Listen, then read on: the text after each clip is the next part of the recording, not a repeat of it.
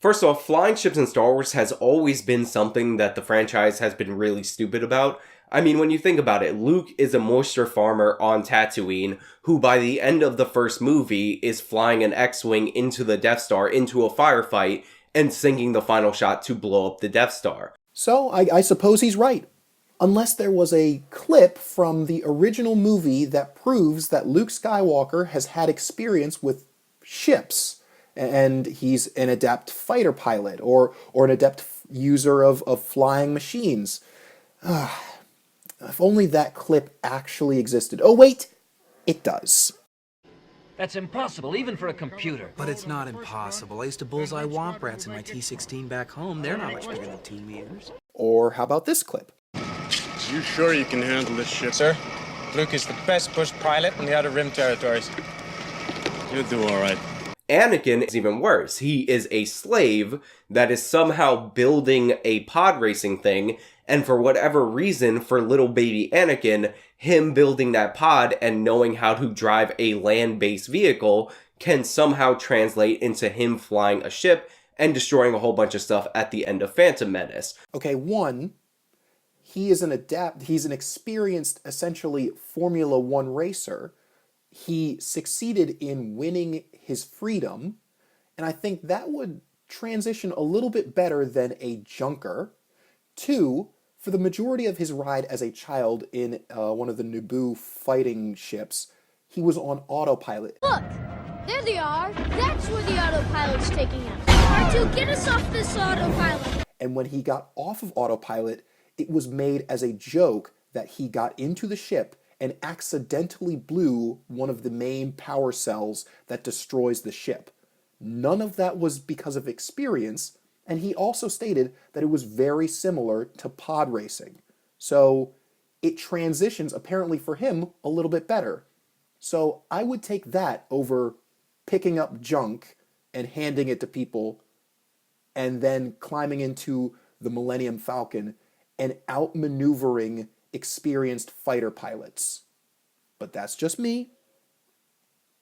Moving on. And as for fixing the Millennium Falcon's hyperdrive on the fly when she's never actually been in the ship, again, it's not the best explanation, but she was portrayed as a junker who was taking parts from old Empire ships and selling them off. You would presume that in order for her to make her living doing that, she would have to know in some way what she's looking at. And it's not that odd to say that if you're able to identify and take apart parts, that you might be able to recognize how to put them back together. If that's the case, then anybody who's ever changed a headlamp from one of their cars immediately knows how to fix everybody else's headlamps in their cars, right? No. Just because you take apart things from a broken something does not necessarily translate to you being able to fix something from an entirely different vehicle. Again, based off of your argument, you stated that she had been taking things apart from broken down Empire ships. That does not translate into her knowing the ins and outs of a ship that she has never been in before. So he goes in with the very big final argument as to why Rey is not a Mary Sue, with the idea of the battle between Kylo Ren and Rey, and her winning, Kylo Ren losing, and everybody being angry that Kylo Ren lost. I, contrary to belief, have no problem with Kylo Ren losing other than the fact that it makes him not a very big threat in further films. It's bad writing. The only problem that I have is with how she won. Now note, there could have been multiple different ways that she could win. She could possibly hit him in his weak spot. Maybe he starts bleeding out a little bit more from his wound. Maybe you can see on his face that he's conflicted. Obviously, he was not in this fight to kill her. He was in it to convince her to go to the dark side. All that being said, I don't care if any of those ways were obviously pointed out and she took advantage of a weak spot. No, she closes her eyes and just says the Force. And when she opens them, she now obviously becomes 10 times better of a user of a weapon that she's never heard of and using a thing, which is the Force, that she has never experienced other than, again, another odd Deus Ex Machina manipulation. The Force is not just something that you have no understanding of that you can call on at any point in time. It can give you skill in something that you're already adapted at or well, professed in. We've seen that with the pod racing where Qui-Gon tells Anakin to trust his instincts. We see that in Anakin when he's, flying and trying to destroy the Death Star, and Obi-Wan telling him to use the Force. Essentially, after he had already had training with Obi-Wan to use his instincts to harness the Force within him. Nobody has taught her what the Force is. Nobody has established to her how to use the Force or how to become stronger. Also note that a lightsaber is something that you must train in. It is shown and proven that a lightsaber is a part of a Jedi's training.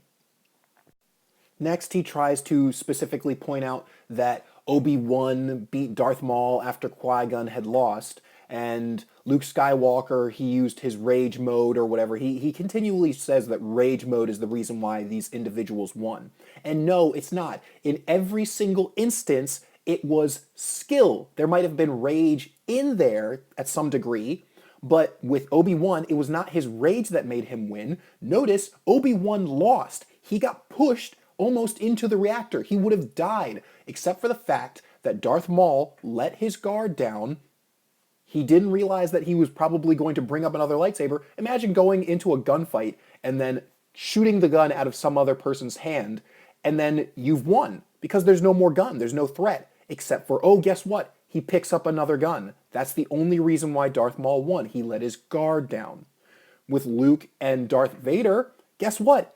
Luke had training with a lightsaber. Also, Darth Vader, very much like Kylo Ren, was trying to persuade not just some random person, but persuade his son to join the dark side. So there was conflict there.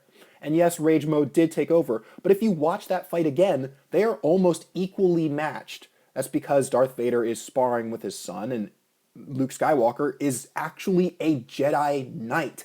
He knocks Darth Vader off of the stairs at the beginning of the fight. That's not nothing. That's not just skill out of nowhere. He trained with Obi-Wan and with Yoda. So no, it doesn't just come from nowhere.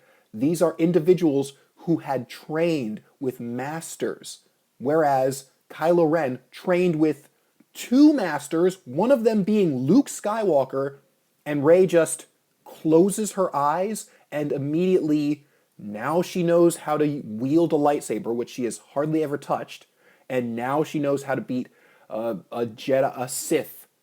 It just doesn't fly right. Yes, it's a little bit more believable that she won because he's wounded and stuff like that. Play on that. Oh, say something that takes him off guard. You killed your father, makes him weaker. Slash him and then the area breaks apart. Or, oh, his wounds are too much. He looks like he might faint. Then get the upper hand.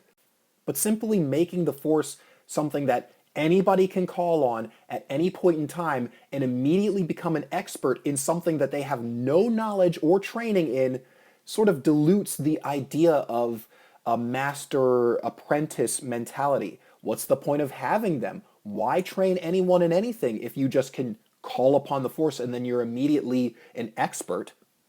It's something that is intrinsically in you that the Force can enhance upon. But if she's had no training, then she's not going to be good in this thing. I'm sorry, that's just my opinion. It makes the Force seem more just available to anything. I can call upon the Force and become a great artist if I just close my eyes and say the Force.